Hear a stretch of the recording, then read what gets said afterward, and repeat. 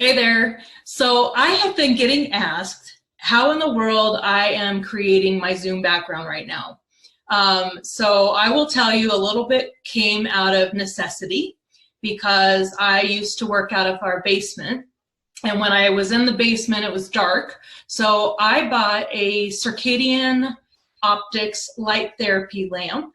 And that has then turned into, since I've moved upstairs, that has turned into my Zoom light.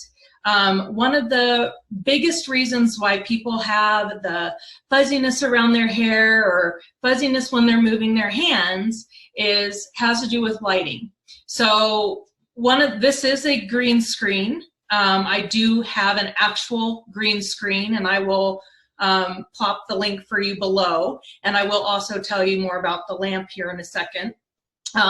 But it is imperative that you have, if you want this crisp, clean look, it is imperative that you have some sort of a backdrop. So if right now you're not wanting to spend the money on a green screen, you can use a blanket, anything solid color. It's preferable if it's green or blue, but you can use other colors as well.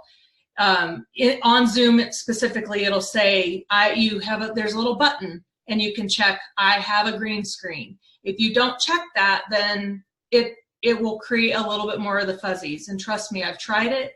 I decided that it was important for me to have a green screen, so I got one. This was pre-COVID stuff, so I was well on my way to having successful Zoom meetings with fun backgrounds.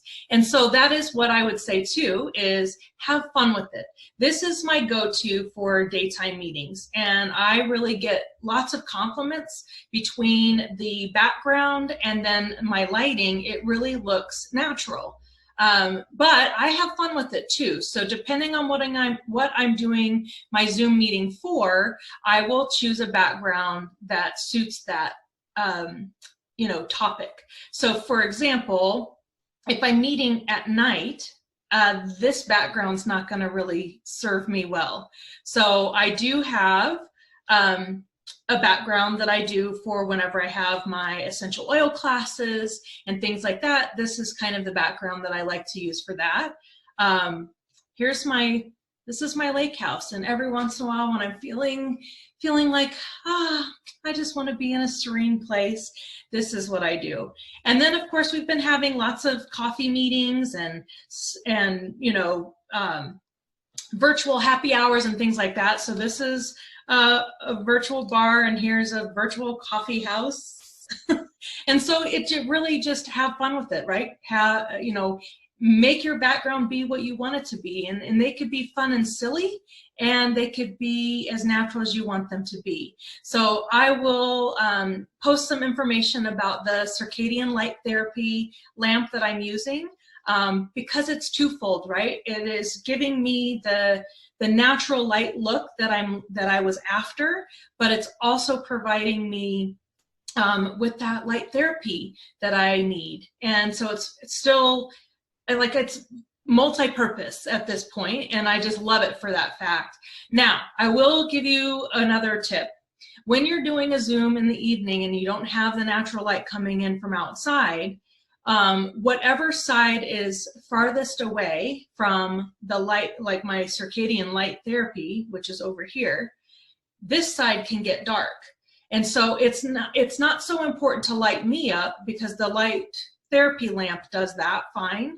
But what's happening is my background, you'll start noticing some fuzziness on this side, and it has to do with the lighting. So I don't have another circadian light therapy lamp, so I'm using a traditional ring light only in my evening Zooms to just light up the background so that I can kind of do away with that fuzziness. I will also say different platforms will provide you a little bit different challenges. So I use StreamYard a lot to go live in Facebook, and I have more problems with that one in the evening with fuzziness.